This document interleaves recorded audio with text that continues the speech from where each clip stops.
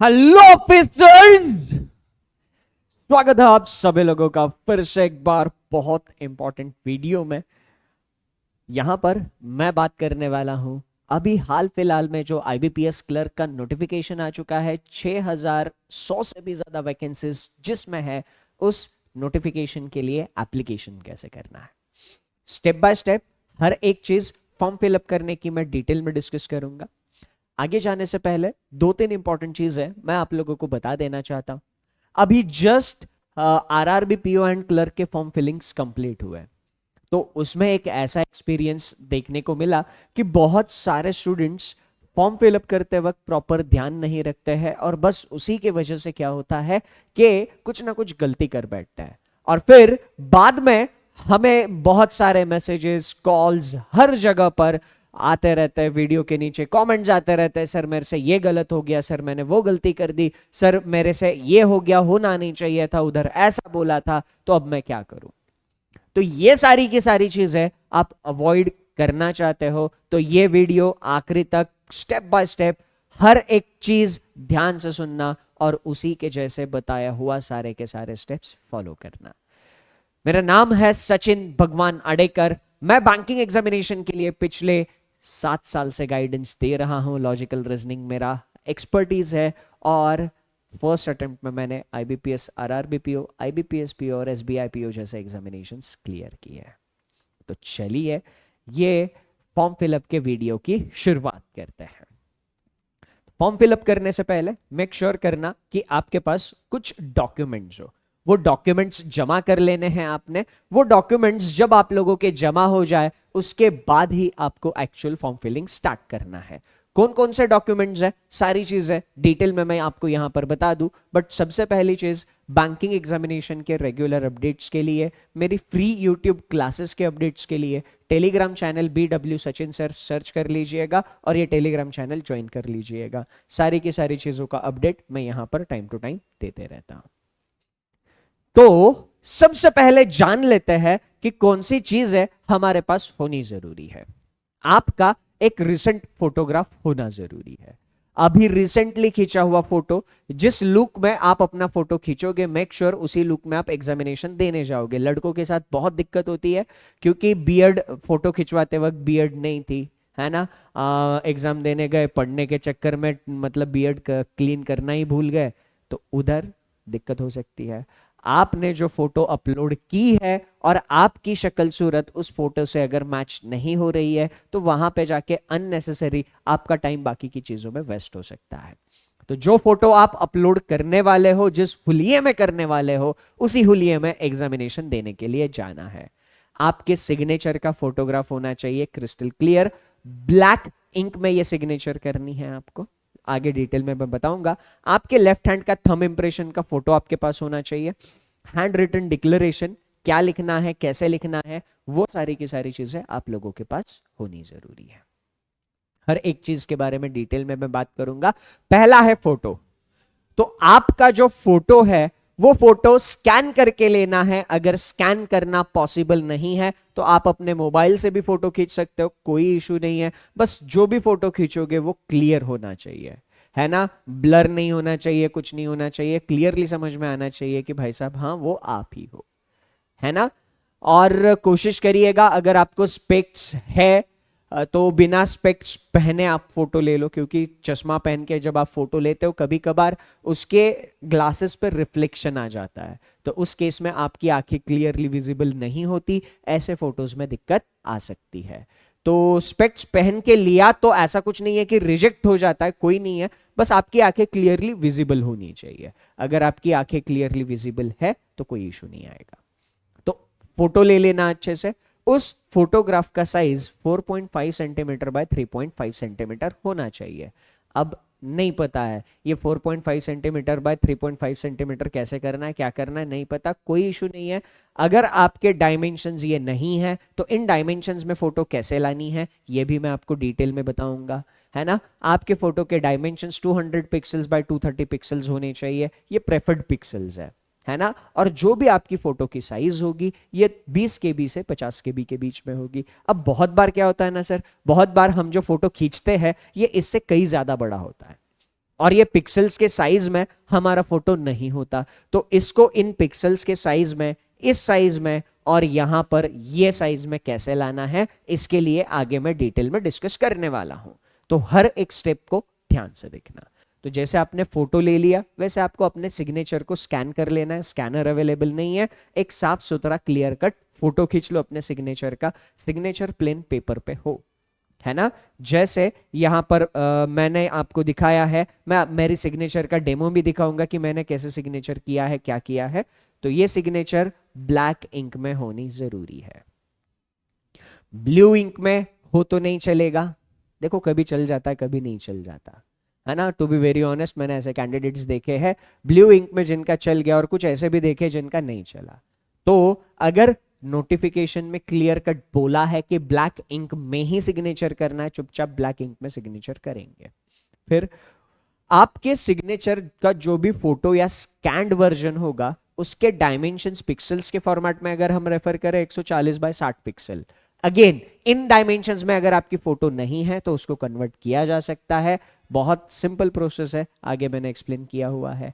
आपके सिग्नेचर की फोटो की साइज 10 KB से 20 KB के बीच में होनी जरूरी है। आपके फोटो की साइज 20 से 50 KB, सिग्नेचर की साइज 10 से 20 KB के बीच में। सिग्नेचर कैपिटल लेटर्स में नहीं होना चाहिए। क्या मतलब है इसका, मेरा नाम सचिन है और मैंने सिग्नेचर ऐसा कर दिया, SACHIN, ऐसा सिग्नेचर वैलिड नहीं होगा। कैपिटल लेटर्स के सिग्नेचर्स वैलिड नहीं है, फॉर्म डिस्क्वालीफाई हो जाएगा, फॉर्म को डिस्कार्ड कर दिया जाएगा, ठीक है। और सारी की सारी फाइल्स, आपकी जो फोटो है उस फोटो के फाइल का एक्सटेंशन या तो JPG होना चाहिए, नहीं तो JPEG फॉर्मेट में वो फाइल होनी चाहिए। तो इस तरीके से आपको अपने फोटो और सिग्नेचर को कलेक्ट करना है। उसके बाद आपको अपने लेफ्ट हैंड थंब का इंप्रेशन ले लेना है। लेफ्ट हैंड थंब का इंप्रेशन प्लेन पेपर पे ले लोगे, है ना, और वहां पर ये फाइल, उसका फोटो खींच लो या उसको स्कैन कर लो, जो भी आपको कन्वीनियंट है। स्कैनर अवेलेबल है, स्कैन कर लेना, बेस्ट केस सिनेरियो है। बट स्कैनर नहीं है, फोन से अच्छा क्लियर कट साफ सुथरा फोटो खींचोगे तब भी बात बन जाती है। आपके थंब इंप्रेशन की साइज 3 सेंटीमीटर बाय 3 सेंटीमीटर होनी चाहिए। अगर पिक्सल्स की बात करें तो 240 बाय 240 पिक्सल्स में आपके थंब इंप्रेशन का फोटो होना चाहिए। और ये डीपीआई होता है डॉट्स पर इंच, है ना, डॉट्स पर इंच। ये इधर ज्यादा दिमाग नहीं लगाओगे तो भी चल जाता है। ये हमारा फाइल का साइज 20 KB से 50 KB के बीच में होना जरूरी है। अब यहां पर एक छोटी सी नोट दी है कि थंब इंप्रेशन, चलो लेफ्ट हैंड थंब इंप्रेशन इन्होंने मांगा है, बट किसी का अगर लेफ्ट हैंड है ही नहीं, फिर क्या करेंगे, राइट हैंड का थंब इंप्रेशन देंगे। अगर किसी का राइट हैंड का थंब है ही नहीं, फिर क्या करेंगे, लेफ्ट हैंड की ये उंगली, अगर ये भी नहीं है तो ये उंगली, ये भी नहीं है तो ये उंगली, ये भी नहीं है तो ये उंगली। अगर कोई भी उंगली नहीं है लेफ्ट हैंड की तो ये उंगली, ये नहीं तो ये नहीं तो ये नहीं तो ये। अगर 10 की 10 नहीं है तो पैर का left hand, and so on procedure. तो ऐसा यहां पर उन्होंने बता दिया है, ये लंबे चौड़े पैराग्राफ में यही लिखा हुआ है। तो बेसिकली अब आपके पास कौन कौन से डॉक्यूमेंट्स हो गए सर, अब आपके पास फोटो हो गई आपकी, आपका सिग्नेचर हो गया और आपके थंब इंप्रेशन का फोटो हो गया। एक और चीज आपको चाहिए होती है, वो है handwritten declaration. Handwritten declaration में आप ये डिक्लेयर कर देते हो कि भाई साहब जो भी इंफॉर्मेशन मैंने अभी फॉर्म में फिलअप करी है वो सारी की सारी ट्रू एंड वैलिड है। और जब भी आप मेरे से इस पूरी की पूरी सिलेक्शन प्रोसेस में किसी भी चीज के रिगार्डिंग डॉक्यूमेंट मांगोगे, मैं सारे के सारे documents as and when required आपको प्रोड्यूस कर दूंगा, आपको मैं डॉक्यूमेंट सबमिट कर दूंगा। तो हैंड रिटन डिक्लेरेशन के भी कुछ फॉर्मेट है, क्या लिखना है, कैसे लिखना है, सारी चीजें अभी बताता हूं। तो ये आपका जो हैंड रिटन डिक्लेरेशन है सिर्फ और सिर्फ इंग्लिश लैंग्वेज में ही लिखना है। नो मैटर आप आगे चल के अपनी लोकल लैंग्वेज में एग्जामिनेशन देने वाले हो या उसकी तैयारी कर रहे हो, बट ये handwritten declaration compulsory English में ही होना चाहिए, व्हाइट पेपर पे होना जरूरी है और काली स्याही से लिखना है। Black ink is mandatory. आपको फॉर्म में कहीं पे भी ब्लू इंक का इस्तेमाल करना ही नहीं है, ब्लैक इंक इज कंपलसरी। आप अपने हैंड रिटन डिक्लेरेशन को जो भी स्कैन करोगे या जो भी उसका फोटो खींचोगे वो JPG या JPEG फॉर्मेट में होना चाहिए। इसके डायमेंशंस जो है 800 बाय 400 पिक्सल्स होने ज़रूरी है, और उसके बाद 10 सेंटीमीटर बाय 5 सेंटीमीटर ये उसका हाइट एंड विड्थ होना ज़रूरी है। फाइल की साइज जो हैंड रिटन डिक्लेरेशन की है, हैंड रिटन डिक्लेरेशन के फाइल के साइज 50 केबी और 100 केबी के बीच में होनी जरूरी है, 50 केबी टू 100 केबी। आपने अगर फोन से फोटो खींचा हुआ है तो 110% आपकी वो साइज जो है वो बहुत ज्यादा चली जाती है। तो साइज को रिड्यूस करने के लिए ऑनलाइन कुछ वेबसाइट्स आती है जिसके बारे में अभी हम डिस्कस करेंगे। अब यहां पर कुछ चीजें इन्होंने मैंडेटरी दे रखी है। हैंड रिटन डिक्लेरेशन लिखने से पहले वो चीजें ध्यान से पढ़ना और समझना। सबसे पहली बात, हैंड रिटन डिक्लेरेशन में आपको खुद वो लिखना है, क्योंकि आपकी हैंडराइटिंग बहुत जगह पर ली जाती है, तो आपकी हैंडराइटिंग में ही वो सारी चीजें हैं, ये आपको वहां पर देना जरूरी है। आप जिस हैंडराइटिंग में अभी वो डिक्लेरेशन अपलोड करोगे, एग्जामिनेशन देते वक्त आपके हॉल टिकट पर आपसे कुछ एक लाइन लिखवाई जाती है, तो वहां पर भी आपके हैंड रिटन का सैंपल, हैंड राइटिंग का सैंपल आईबीपीएस के पास कलेक्टेड रहता है। तो ये खुद को आपको ही लिखना है, इंग्लिश में ही लिखना है, जैसा लिखा है वैसा ही लिखना है, जो मैसेज उन्होंने दिया है वही लिखना है, कुछ कम नहीं कुछ ज्यादा नहीं। जो भी लिखोगे उसमें से कुछ भी कैपिटल लेटर्स में नहीं लिखना, should not be in capital letters, capital letters में बिल्कुल भी नहीं लिखोगे। फिर उसके बाद अगर किसी ने लिखा हुआ है तो फिर and uploaded in any other language will be considered as invalid. किसी और ने लिखा है या किसी दूसरी लैंग्वेज में लिखा है तो उसको इनवैलिड माना जाएगा, फॉर्म डिस्क्वालीफाई हो जाएगा। मैंने आपको बोला कि आप यहां अगर किसी और का हैंड रिटन डिक्लेरेशन अपलोड कर दोगे तो एग्जामिनेशन में हॉल टिकट पे आपकी हैंड राइटिंग में एक स्टेटमेंट आईबीपीएस के पास चला जाता है, तो हैंड राइटिंग मैच वहां से भी करी जाती है। उसके बाद अगर कैंडिडेट लिख नहीं सकता, if in the case the candidate who cannot write may get the text of declaration typed and put their left hand thumb impression if not able to sign also। अगर आप लिख नहीं पाते हो तो आपको क्या करना है, वो जो भी हैंड रिटन डिक्लेरेशन है वो हैंड रिटन डिक्लेरेशन टाइप करवा लेना है, उसका प्रिंट आउट निकालना है। अगर साइन कर सकते हो तो साइन करनी है, अगर साइन नहीं कर सकते तो उसकी जगह आपका लेफ्ट हैंड थंब इंप्रेशन लगाना है। ठीक, अब आपके पास 4 डॉक्यूमेंट्स हो गए। एक बार हैंड रिटन डिक्लेरेशन का सैंपल देख लेते हैं कि कैसा होता है। नोटिफिकेशन में साफ साफ दिया है कि आपको क्या लिखना है, आई डैश, इधर आपका नेम आएगा, नेम ऑफ द कैंडिडेट, जो भी आपका नाम है। जैसे मैंने लिखा है आई सचिन भगवान अडेकर। hereby declare that all the information submitted by me in the application form is correct, true and valid. I will present the supporting documents as and when required. यही स्टेटमेंट जैसा मैंने आपको इधर लिखा हुआ दिख रहा है, आप बस अपना नाम लिख लेना है ना। तो एग्जैक्टली ऐसा सारा का सारा कॉपी पेस्ट करके लिखना है, एक वर्ड भी कम नहीं, एक वर्ड भी ज्यादा नहीं, बाकी इधर उधर कुछ भी नहीं। तो इस तरीके से आप लोगों ने क्या करना है, इस तरीके से आप लोगों ने ये 4 डॉक्यूमेंट सबसे पहले अपने पास रेडी रख। इसके अलावा फॉर्म फिलअप करते वक्त आपको और क्या क्या चीजें चाहिए होती है, आपके फाइनल ईयर का रिजल्ट चाहिए होता है। आपके फाइनल ईयर के रिजल्ट्स में जो आपके मार्क्स है वो मार्क्स आपको फॉर्म में फिलअप करने होते हैं। आपके फाइनल ईयर के रिजल्ट की डेट आपको फॉर्म में फिल करनी होती है। तो ये 6 चीजें आप लोगों के पास होनी जरूरी है।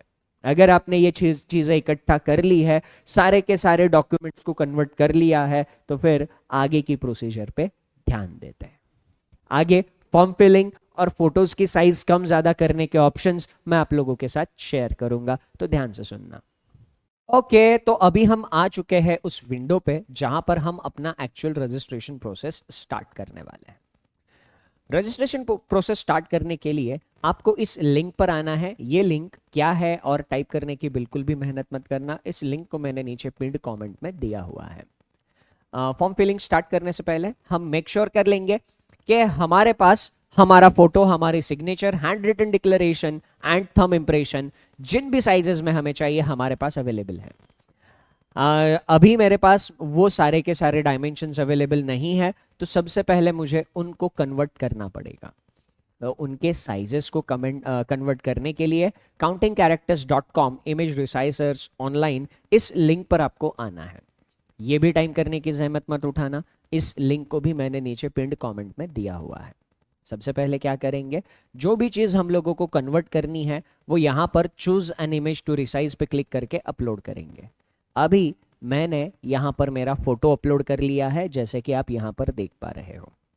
ओरिजिनल साइज हमारे पास जो है वो 1200 पिक्सल्स बाय 1600 पिक्सल्स का साइज है, और जो हम लोगों को दिया है वो है 200 पिक्सल्स बाय 230 पिक्सल्स। अब यहाँ पर मैं इधर पिक विड्थ डाल दूंगा, ये px लिखा हुआ है, यानी सारे डायमेंशंस हमें पिक्सल्स में डालने हैं। विड्थ है 200 पिक्सल्स का और हाइट है 230 पिक्सल्स का। मैं इमेज रिसाइज पे क्लिक करूंगा तो ये इमेज रिसाइज हो जाएगी। अब योर इमेज रिसाइज्ड सक्सेसफुली, इसके बाद ये आपको मैसेज दिख जाएगा। डाउनलोड रिसाइज्ड इमेज पे जैसे ही क्लिक करते हो यहाँ पर आपको इमेज डाउनलोड हुआ दिख जाएगा। बट दिक्कत क्या है, यहाँ पर अगर आप अभी ये देख पा रहे हो तो बहुत बार क्या होता है ना, जैसे मैंने अभी इमेज रिसाइज कर लिया तो मेरी जो इमेज है रिसाइज की हुई वो जा रही है महज 9 KB की। अब हमारी रिक्वायरमेंट फोटो में तो 20 KB का है। अब इधर जो डायमेंशंस हम लोगों ने पिक्सल में डाले थे उससे तो बात बनी नहीं।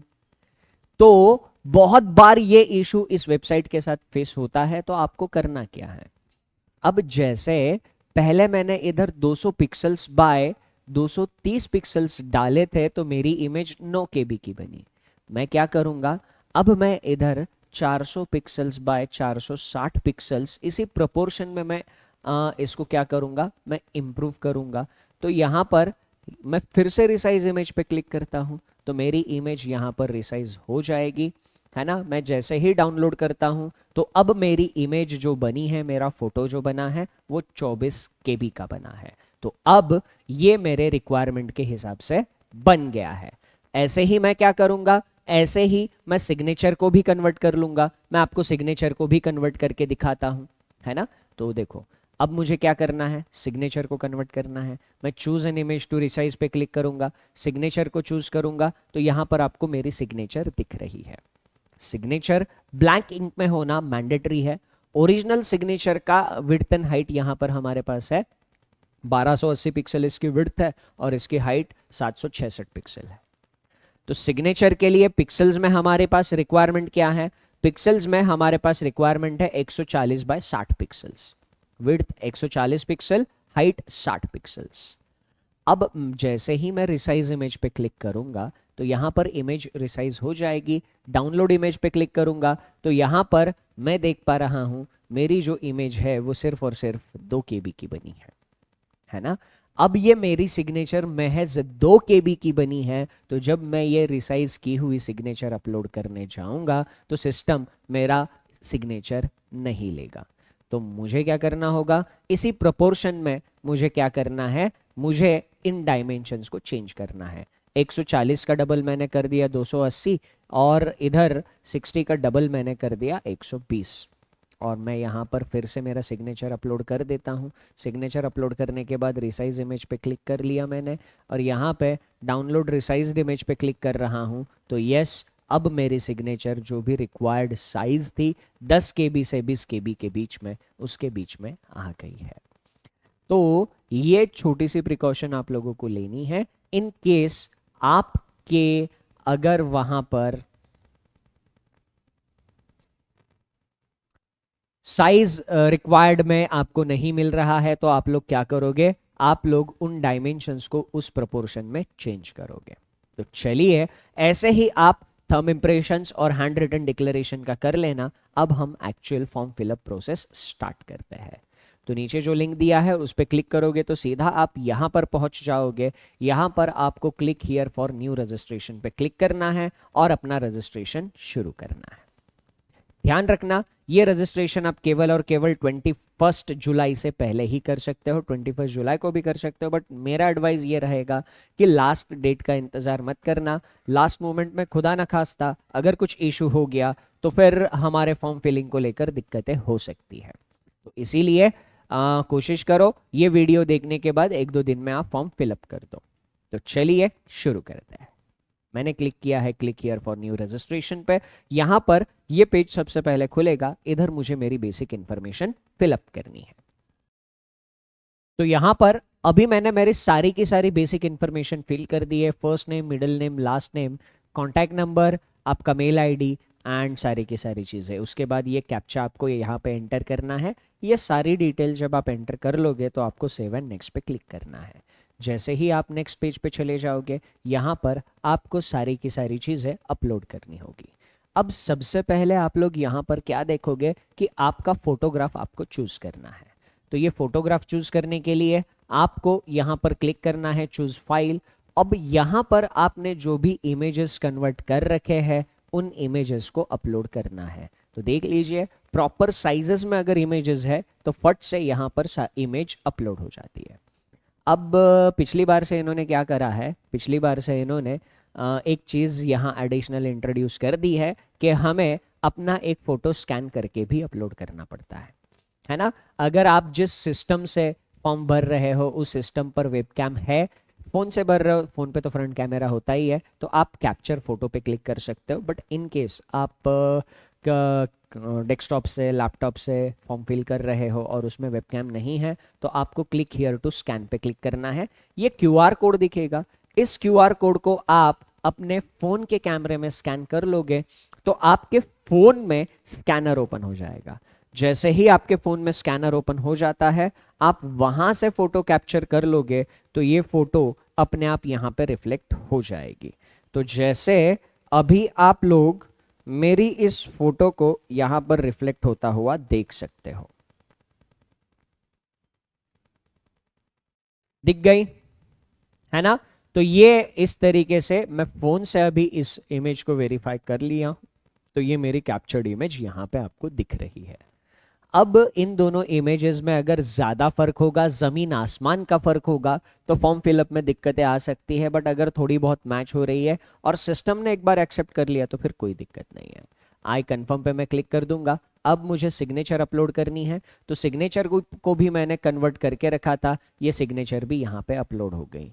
तो यहाँ पर मैं आई कंफर्म पे क्लिक करके नेक्स्ट पे क्लिक कर दूंगा, तो ये सारी की सारी चीज़ें एक्सेप्ट हो गई।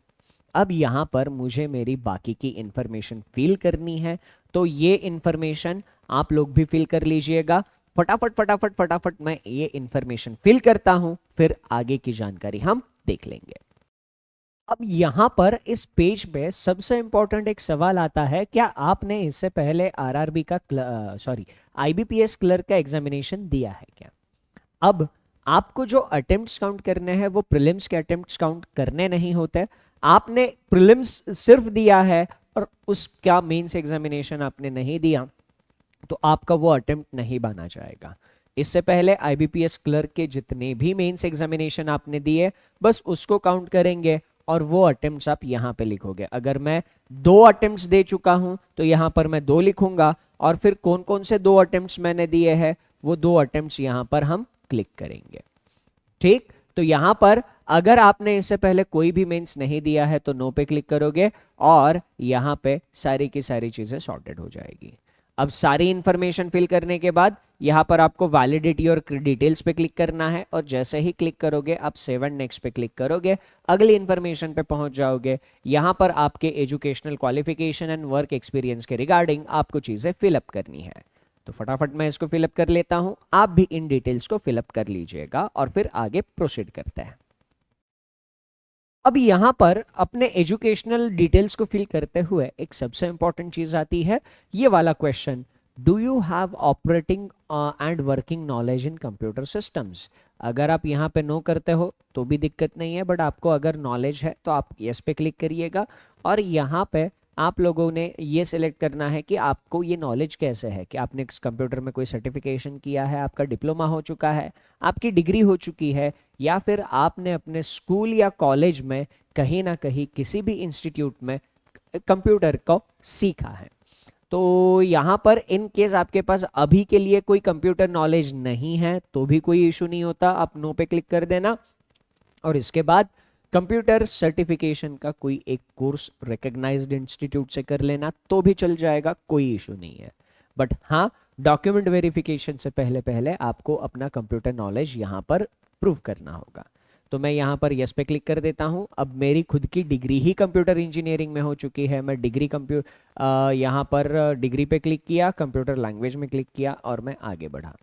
यहाँ पर आप प्रेजेंटली वर्किंग हो या नहीं उसके रिगार्डिंग आपको इन्फॉर्मेशन फिल करनी है। और यहाँ अगला जो क्वेश्चन सबसे इम्पॉर्टेंट है वो अगला क्वेश्चन यही है कि आपको यहाँ पर कौन कौन सी लैंग्वेजेस आती है। ओके, वैलिडेट योर डिटेल्स पे क्लिक करेंगे, वेरीफाइड सक्सेसफुली आ गया, सेव एंड नेक्स्ट पे क्लिक करता हूँ। और यहाँ पर अब अभी आपने बैंक का प्रेफरेंस देना है। बैंक का प्रेफरेंस देने के लिए ध्यान से समझना कि ऐसा कुछ भी नहीं होता कि आपने बैंक का प्रेफरेंस में कुछ ऊंच नीच कर दिया और आपका सिलेक्शन जो होना था वो रह गया। तो प्रेफरेंस का और सिलेक्शन होना ना होना इसका दूर दूर तक कोई कनेक्शन नहीं है। बट यस, अगर आप जितने वैकेंसीज दिए हैं उस सारी की सारी उस स्टेट में अगर आप उस नंबर के अंदर आ जाते हो तो डेफिनेटली आपको कहीं ना कहीं पोस्टिंग मिलेगी। अब ये प्रेफरेंस बस इसीलिए देना है कि आपने कौन से बैंक में काम करने की इच्छा पहले सबसे ज्यादा है।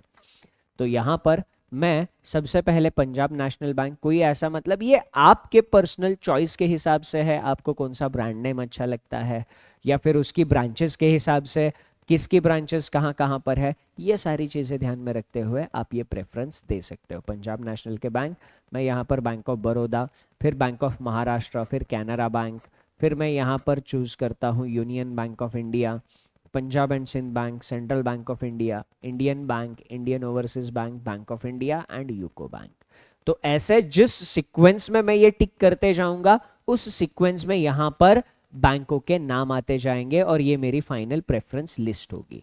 अब इसमें मुझे कुछ चेंजेस करने हैं तो इसमें एक आध बैंक में ऐसे नीचे ड्रैग एंड ड्रॉप भी कर सकता हूँ। पीएनबी जो मैंने सबसे ऊपर लिखा था उसको ऊपर नीचे भी कर सकता हूँ। एक बार फिर से रिपीट करता हूँ, प्रेफरेंसेस का आपके सिलेक्शन से या रिजेक्शन से कोई कनेक्शन नहीं है। ये बस ये डिसाइड करता है कि सिलेक्शन के बाद आप कौन सी बैंक में जाना चाहते हो। प्रेफरेबली आपके प्रेफरेंस और मेरिट के हिसाब से अगर आपको पहली ही बैंक अलॉट हो गई बहुत बढ़िया, पर पहली बैंक में जितनी वैकेंसीज थी, मान लीजिए पहली बैंक में 100 वैकेंसीज थी और आप टॉप 100 में नहीं आ पाए तो आपको पहली बैंक नहीं मिलेगी, दूसरी मिलेगी, है ना, एंड सो ऑन।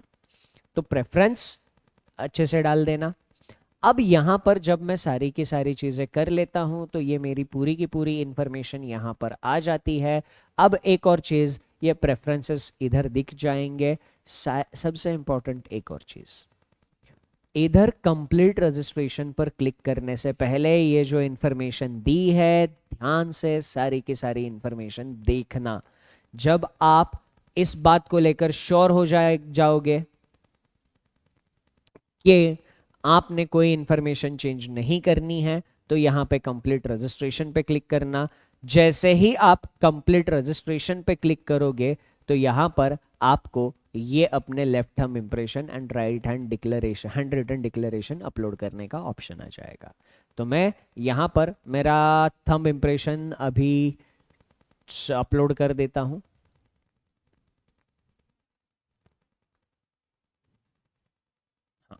तो ये मैंने थंब इंप्रेशन अभी मेरा अपलोड कर दिया है। ओके पे क्लिक किया तो ये मेरा थंब इंप्रेशन अपलोड हो गया। ठीक, अब यहाँ पर हैंड रिटन डिक्लेरेशन अपलोड करना है मैंने, तो हैंड रिटन डिक्लेरेशन पे भी क्लिक कर दिया, ये हैंड रिटन डिक्लेरेशन आ गया। इन सारे के सारे डॉक्यूमेंट्स को ऑलरेडी मैंने स्पेसिफाइड फॉर्मेट में कन्वर्ट कर लिया था। ठीक, तो इस पे ये कैप्चा मैं एक बार एंटर कर लूंगा तो फिर सारी की सारी चीज़ें यहाँ पर सेव हो जाएगी। ओके, मैंने ओके पे क्लिक कर लिया। अब फाइनल पेमेंट का ऑप्शन आ गया है तो यहाँ पर मैं पेमेंट का ऑप्शन पे क्लिक कर दूंगा तो यहाँ पे फाइनल मुझे पेमेंट की विंडो ओपन हो जाएगी। अब पेमेंट की इस विंडो पे आप किस तरीके से पेमेंट करना चाहते हो ये टोटली आपका चॉइस है। यहाँ पर मैं क्यूआर से पेमेंट करने के लिए प्रेफर करूंगा तो आप अपने हिसाब से ये पेमेंट कर देना। ठीक, चलो मैं फटाफट पेमेंट करके आता हूँ। ये मेरा पेमेंट हो चुका है। मैं मेरे रेफरेंस के लिए क्या करूँगा, मेरे रेफरेंस के लिए मैं इसकी एक प्रिंट आउट निकाल के रख दूंगा। तो आप भी इस पेमेंट रिसिप्ट की रेफरेंस के लिए एक प्रिंट आउट निकाल के रख देना, आपको ये आगे पीछे काम आ जाएगी। ओके, तो अब आपको अपना फाइनल रजिस्ट्रेशन का मैसेज पहुंच गया होगा। आपको जो भी आपका रजिस्ट्रेशन आईडी और पासवर्ड मिला है उसको अच्छे से कहीं तो नोट डाउन करके रख लेना, और आपने अपने फॉर्म का जो प्रिंट आउट निकाला है जिसको डाउनलोड करके रखा है उसको भी अच्छे से संभाल के रखना, क्योंकि इस फॉर्म की प्रिंट आउट हमें आगे डॉक्यूमेंट वेरिफिकेशन के टाइम लगती है। तो अभी ये तो हमने फॉर्म फिलअप कंप्लीट कर लिया। अब जरा बात करते हैं कि इन एग्जामिनेशन को, आईबीपीएस क्लर्क को अगर कायदे से फोड़ना है, तबीयत से फोड़ना है, तो प्रिपरेशन कहाँ से करेंगे। प्रिपरेशन करने के लिए अभी मैं आ गया हूँ पीडब्ल्यू की वेबसाइट पर। तो पीडब्ल्यू की वेबसाइट में बैचेस सेक्शन के अंदर आपको यहाँ पर सारे के सारे बैचेस दिख जाएंगे। तो आप अपने रिक्वायरमेंट के हिसाब से अपनी बैच चूज कर सकते हो। बेस्ट सोर्स आपके प्रिपरेशन के लिए बैंक महापैक रहेगा। बैंक महापैक में अगर आप एनरोल करते हो तो आपको बैंक महापैक के अंदर के सारे कोर्सेज एक्सेस करने के लिए मिल जाएंगे, जिसमें अभी एग्जिस्टिंग आरआरबी और आईबीपीएस क्लर्क और साथ साथ में एसबीआई पीओ के सारे कोर्सेज आपको मिल जाएंगे। आने वाले टाइम में आपको यहाँ पर IBPS PO and SBI PO clerk के भी कोर्सेज देखने को मिलेंगे। मैं बात करूं रीजनिंग मेरे सब्जेक्ट की, तो रीजनिंग में अनंत रीजनिंग बैच है। ये बैच आप शिद्दत से फॉलो कर लिया अगर आपने, तो आपको एग्जामिनेशन में रीजनिंग कतई परेशान नहीं करेगा, चाहे वो प्री हो चाहे मेंस हो। तो इस बैच में अगर आप क्लासेस देखते हो तो इस बैच में मैंने पजल्स की इतनी ज़्यादा एक्सटेंसिव क्लासेस रखी है। ये बैच ऑलरेडी स्टार्ट हो चुकी है। आप ये बैच अगर ज्वाइन करते हो तो यहाँ से आप क्लासेस रिकॉर्डेड देखते हुए आगे आओगे। ठीक, तो मुलाकात होगी आप सभी लोगों से क्लासेस में। इसके अलावा इसके अलावा यूट्यूब चैनल पर भी आप हमारे साथ जुड़ सकते हो। ये बैंकिंग वाला का यूट्यूब चैनल है, यहाँ पर हमारी क्लासेस चलती रहती है। जैसे अभी आप देख पा रहे हो, रोज़ शाम को 7 बजे मैं कंप्लीट मॉक टेस्ट ले रहा हूँ। इन मॉक टेस्ट में सारे के सारे बैंकिंग एग्जामिनेशन के सारे वैरायटीज़ और सारे लेवल्स को मैं डिस्कस करता हूँ। तो प्रैक्टिस के लिए रोज शाम को 7 बजे यूट्यूब पर, और अगर बेसिक से एडवांस लेवल तक रीजनिंग पढ़नी है तो अनंत रीजनिंग बैच, और बाकी के सारे बैचेस का एक्सेस अगर आपको चाहिए तो बैंक महापैक। So that's it from my side in this short session. Thank you, take care, and सबसे important, enjoy your time. Bye bye.